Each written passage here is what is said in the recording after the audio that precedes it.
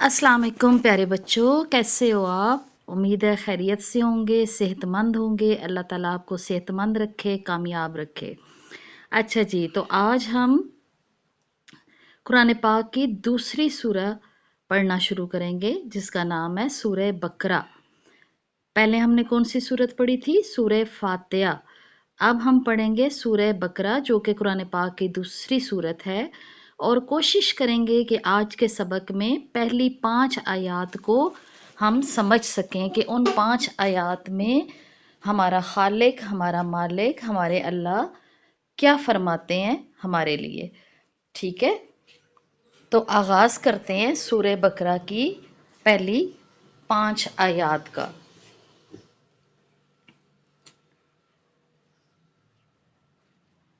पहली आयत है सूरह बकरा की, अलिफ लाम मीम।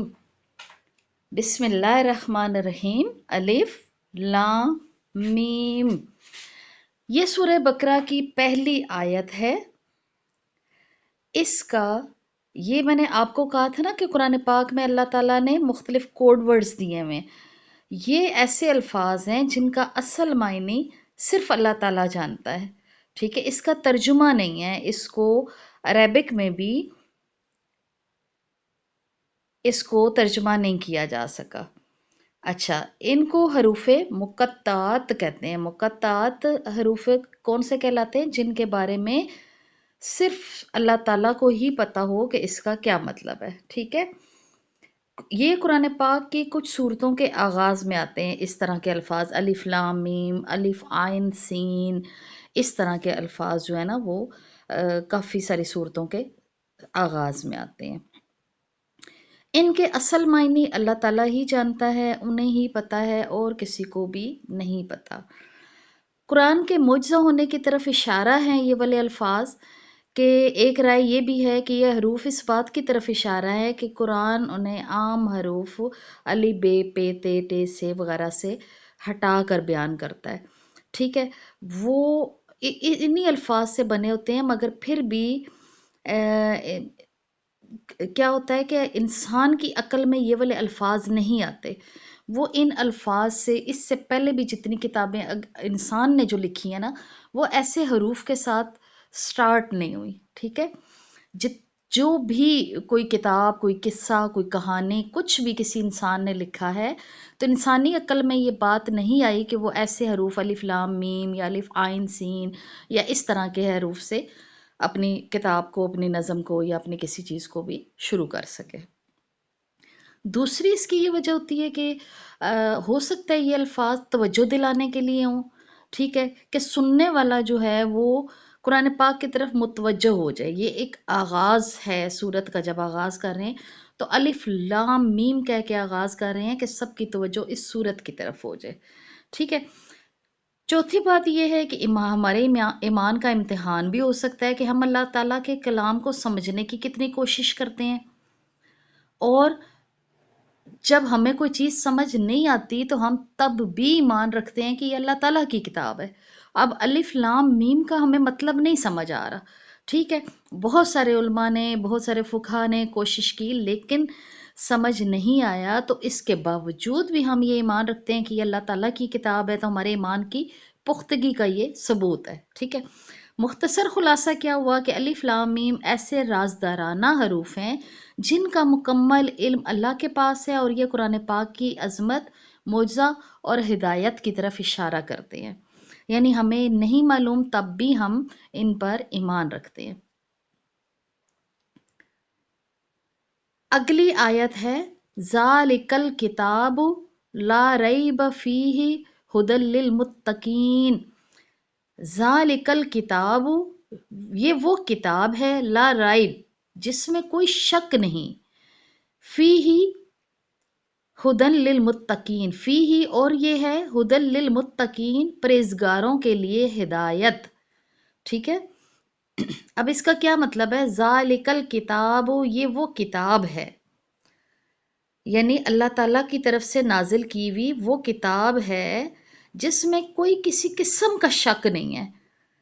कोई ये शक कर ही नहीं सकता कि ये अल्लाह ताला की किताब नहीं है, ये किसी ने खुद ही लिख के हमें दे दी है। ठीक है, کیونکہ اس میں ہدایت ہے ان لوگوں کے لیے جو ہدایت پانا چاہتے ہیں، جو اللہ تعالیٰ سے ڈرتے ہیں، ٹھیک ہے، اور جو اللہ تعالیٰ کو سچے دل سے قبول کرتے ہیں، اور جس کا ایمان ہوتا ہے کہ ہمیں اللہ تعالیٰ نے ہی پیدا کیا ہے۔ یہ آیت ہمیں کیا بتاتی ہے کہ قرآن پاک ایک سچی اور کامل کتاب ہے جس میں کوئی شک نہیں ہے، اور خاص طور پر ان لوگوں کے لیے ہدایت کا ذریعہ ہے جو اللہ تعالیٰ سے ڈرتے ہیں، نیک اعمال کرتے ہیں، اور کوشش کرتے ہیں کہ ہم اس طرح سے زندگی گزاریں جس طرح سے اس کتاب میں ہمیں ہدایت کی گئی ہے۔ سمجھ آگے بیٹا؟ آگے ہے آیت نمبر 3، الذین یؤمنون بالغیب ویقیمون الصلاة ومما رزقناہم ینفقون۔ الذین جو لوگ، ٹھیک ہے، یؤمنون ایمان لائے، بالغیب غیب پر، یعنی جو انہیں نہیں پتا تھا اس پر بھی ایمان لائے، وہ یقیمون الصلاۃ اور نماز قائم کرتے ہیں، وَمِمَّا رَزَقْنَاهُمْ يُنْفِقُونَ اور جو ہم نے ان کو دیا ہے اس میں سے خرچ کرتے ہیں۔ یعنی وہ لوگ جو ایمان والے ہیں، جو غیب پر ایمان لاتے ہیں، اور پھر کیا کرتے ہیں؟ ایمان کس پر؟ اللہ تعالیٰ پر، فرشتوں پر، جنت اور جہنم پر، قیامت کے دن پر، پیغمبروں پر، جو اللہ تعالیٰ نے اس کتاب میں بیان کیا ہے اس پر ایمان لاتے ہیں، اور پھر کیا کرتے ہیں؟ نماز قائم کرتے ہیں، ٹھیک ہے۔ اب نماز قائم کرنے کا حکم ہے۔ نماز پڑھنا ایک الگ چیز ہے، قائم کرنا الگ چیز ہے۔ پڑھنا کہ نماز ہم 5 وقت ادا کریں، اور نماز قائم کرنا یعنی اپنی زندگی کو اس کے مطابق ڈھالنا جو اللہ تعالیٰ نے ہمیں حکم دیا ہے، ٹھیک ہے، اور اللہ تعالیٰ کے دیے ہوئے مال میں سے خرچ کرتے ہیں، یعنی اپنے مال میں سے دوسروں، غریبوں کا، یتیموں کا، ضرورت مندوں کا حصہ نکالتے ہیں، ان کے لیے خرچ کرتے ہیں، نیکی کے کام کرتے ہیں، اور ضرورت مندوں کو اپنے چیزوں میں سے ان کو بھی شیئر کرتے ہیں، ان کو بھی دیتے ہیں۔ آپ کو شیئرنگ سکھائی جاتی ہے نا کلاس میں بھی، کہ آپ کسی کے ساتھ اپنا لنچ شیئر کرو، کبھی کوئی آپ کے پاس بکس ہیں تو وہ شیئر کرو، کاپی ہے تو وہ شیئر کرو۔ اسی بیس پہ سکھائی جاتی ہیں کہ ہمارے دین نے ہمیں یہ تعلیم دی ہے کہ جو کچھ آپ کے پاس ہے وہ اللہ تعالیٰ کا دیا ہوا ہے، تو اس کو دوسرے لوگوں کے ساتھ شیئر کرو۔ جو چیز آپ شیئر کرو گے نا، وہ اللہ تعالیٰ کا وعدہ ہے کہ میں بڑھاتا چلا جاؤں گا، چاہے علم ہو، چاہے مسکراہٹ ہو، چاہے اچھا اخلاق ہو، چاہے نیک باتیں ہوں، جو چیز آپ دوسرے، چاہے آپ کا روپیہ پیسہ ہو، جو چیز آپ دوسرے لوگوں کو بانٹیں گے اللہ تعالیٰ اس میں اضافہ کر دے گا۔ پھر چاہے آپ برے اعمال بانٹیں تو وہ برائی میں اضافہ ہو جائے گا، آپ اچھے اعمال بانٹیں گے تو آپ کی اچھائی میں اضافہ ہو جائے گا، ٹھیک ہے؟ سمجھ آ گئی یہاں تک؟ چلیں جی آگے چلتے ہیں۔ آیت نمبر 4 ہے وَالَّذِينَ يُؤْمِنُونَ بِمَا أُنزِلَ إِلَيْكَ وَمَا أُنزِلَ مِن قَبْلِكَ وَبِالْآخِرَةِ هُمْ يُوقِنُونَ اور جو ایمان لاتے ہیں، وَالَّذِينَ يُؤْمِنُونَ اور جو ایمان لاتے ہیں، بِمَا أُنزِلَ یہ کتاب جو نازل کی گئی آپ پر، وَمَا أُنزِلَ مِن قَبْلِكَ اور جو آپ سے پہلے نازل کی گئی، وَبِالْآخِرَةِ هُمْ يُوقِنُونَ اور آخرت کے دن پر یقین رکھتے ہیں۔